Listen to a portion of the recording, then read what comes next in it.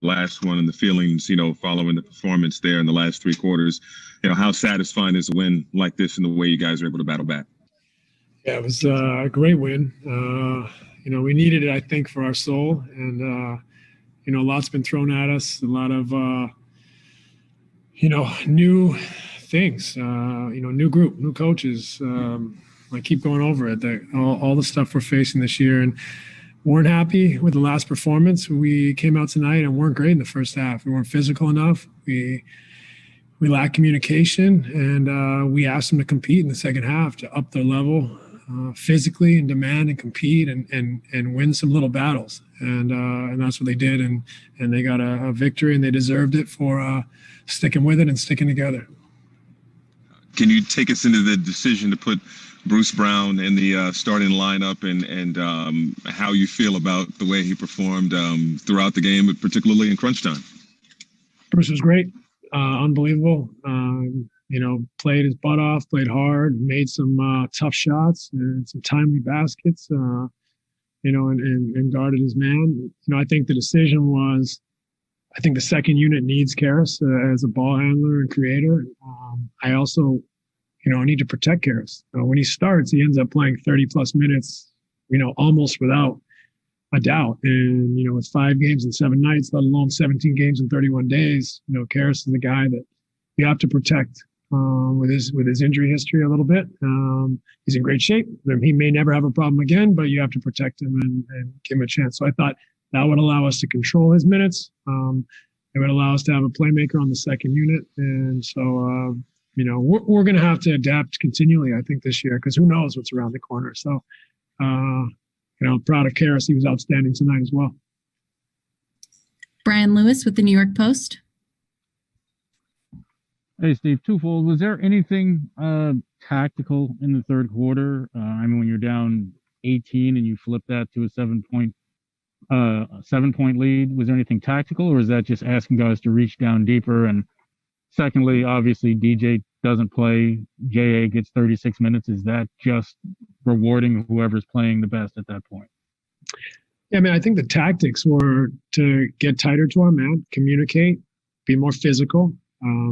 I think the breakdowns were largely, we weren't attached, we weren't talking, and we were letting them go wherever they wanted. And they're too good an offensive team. So that if you want to call that tactical, mental, emotional, whatever, I think that was a big adjustment. DJ tonight, they go largely their backup center is Jermichael Green or the big fella, but he's not necessarily a post player. So we tried to, as much as anything, develop our small lineup, take a look at it. So it partly tactical because of the way they match up, but partly just, if we want to have a small lineup that's effective, we got to take some looks at it. And so that was sort of the decision tonight. I hope other nights TJ gets minutes, but I was proud of him for the way he supported his teammates and was a great force for us because he is a vet and a big personality that guys look to in our locker room. Christian Winfield with the New York Daily News. Coach, can you just describe the performance that Kevin had tonight, and what does it do for the team when he comes out and sets the tone the way he did today?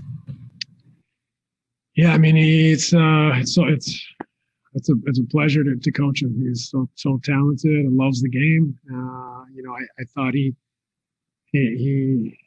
turned the ball over early, but he calmed down. And I think that's part of this process of him coming back to playing is that it's not going to be smooth off the bat.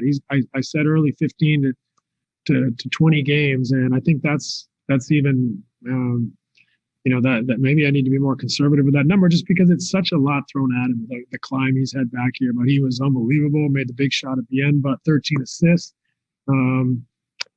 He led us, and I think his attitude was great. There's moments from the first half where I could tell he's frustrated, and he held on to it for his teammates, and he rubs off so positively on his teammates. They look up to him, and they know how gifted he is, and when he sticks with them and has that leadership qualities that he had tonight, the guys end up, I think, feeding off it and performing.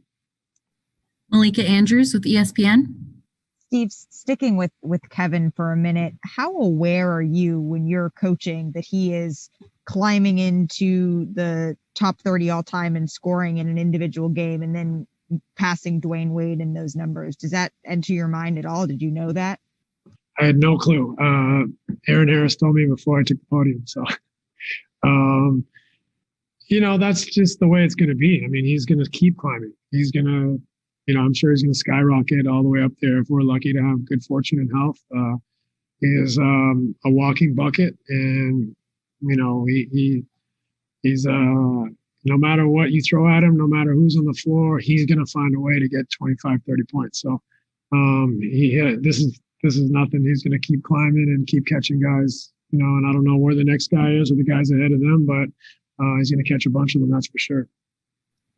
And last question will go to Bruce Beck with NBC New York. Hey, Steve, facing adversity, you often find out a lot about your team, sometimes even about yourself. What did you find out about your ball club tonight, specifically in the second half? Yeah, it shows we have the resolve, that we can find the connectivity. These nights, even the ones where we've taken it on the chin here this season in some close games, they are what provide you the biggest lessons and the most room for growth. So tonight is beautiful to win it, to come back, to lock up defensively and to start making shots and the ball moving and playing the way I think we're capable of playing. But, you always, especially a new group like this, you're looking to build that connectivity and that resolve and that ability to fight through adversity. And so you can't cheat that process. So these opportunities for us to say, hey, we've been there and survived. We've been there and it hurt and we built through it. And here we are tonight coming out on the other side. And that's going to happen throughout the year, especially in this crazy season. But as long as each night we take something new from it and build our resolve, but also, build that, collective identity. That's what it's going to take to be in these moments and to be comfortable under pressure and to thrive even under pressure.